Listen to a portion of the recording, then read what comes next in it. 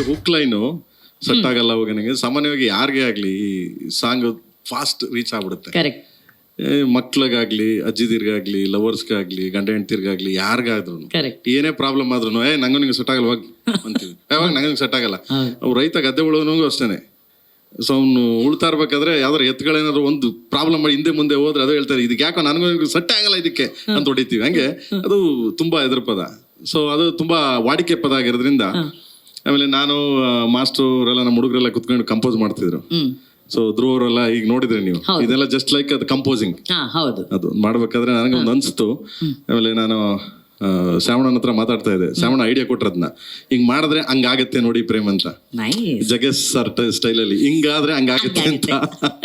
ಸರಿ ಹಂಗೆ ಮಾಡೋಣ ಅನ್ಬಿಟ್ಟು ಅದನ್ನ ಮಾಡಿದೀವಿ. ಸೊ ಯಾರೇ ಮಾಡಿದ್ರು ಅದು ಹುಕ್ ಸ್ಟೆಪ್ ನಾವು ಅದನ್ನ ತಗೊಂಡ್ರೆ ಅದನ್ನ ನನ್ನ ಸಿನಿಮಾದಲ್ಲಿ ಈ ಹುಕ್ ಸ್ಟೆಪ್ ನ ಅಳವಡಿಸ್ತೀನಿ. ಮತ್ತೆ ಅದಕ್ಕೊಂದು ಸ್ಟೇಜ್ ಕ್ರಿಯೇಟ್ ಮಾಡಿ ಇದನ್ನ ನಾವು ಯೂಸ್ ಮಾಡಿದೀವಿ ಅಂತ ಅವ್ರಿಗೆ ನಾವು ಆನರ್ ಮಾಡ್ತೀವಿ ಖಂಡಿತವಾಗ್ಲು. ಅದು ಪ್ರತಿಯೊಬ್ಬರಿಗೂ ಇದಾಗ್ಲಿ, ಹೊಸ ಪ್ರತಿಭೆಗಳು ಹುಟ್ಟುಗಲಿ.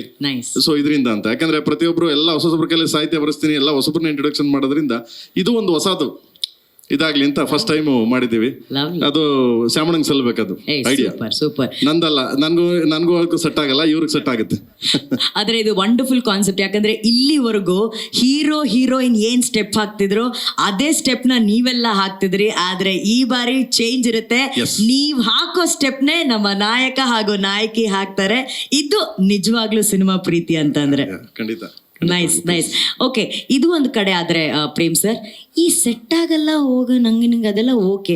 ಈ ಸೆಟ್ ಆಗಿರೋ ಕಾಂಬಿನೇಷನ್ ಬಗ್ಗೆ ಮಾತಾಡೋಣ. ಅಕ್ಕಪಕ್ಕ ನಾಯಕ ನಾಯಕಿ ನಿಂತಿದ್ರು. ಈ ಪಿಕ್ಚರಲ್ಲಿ ರಿಯಲ್ ಹೀರೋ ಹೀರೋಯಿನು ಲವರ್ಸ್ ಅಂದ್ರೆ ಅದು ನೀವು ಮತ್ತೆ ಅರ್ಜುನ್ ಜನ್ಯ ಸರ್ ಅವರು.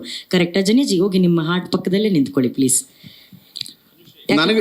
ನನಗೂ ಇವನಿಗೂ ಸೆಟ್ ಆಗ್ತಾನೆ ಇರ್ತದೆ. ನಿಮ್ಮಿಬ್ರಿಗೆ ಸೆಟ್ ಆಗದೆ ಇರ್ಬೋದು ಮಗ, ನನಗೆ ಇವನಿಗೂ ಸೆಟ್ ಆಗ್ತಾನೆ ಇರ್ತದೆ ಯಾವಾಗ್ಲೂ. ಎಲ್ಲಾ ವಿಷಯದಲ್ಲೂ ಸೆಟ್ ಆಗುತ್ತೆ ನನಗೆ ಇವನಿಗೂ. Correct correct. ಅಲ್ಲ ಮಗನೇ?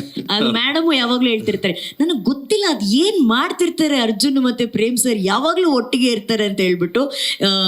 ಜಗ್ಗಿ ಸರ್ ಏನೋ ಹೇಳ್ತಿದ್ದಾರೆ. ಡೆಡ್ ಲೈನಾ? ಓ ಸರ್ ಕರೆಕ್ಟ್. ಡೆಡ್ ಲೈನ್ ಅಂತ ಏನಿಲ್ಲ. ನೆಕ್ಸ್ಟ್ ಸಾಂಗ್ ನೆಕ್ಸ್ಟ್ ಮಂತ್ ಅದನ್ನ ನಾನು ಮಾತಾಡ್ತೀನಿ.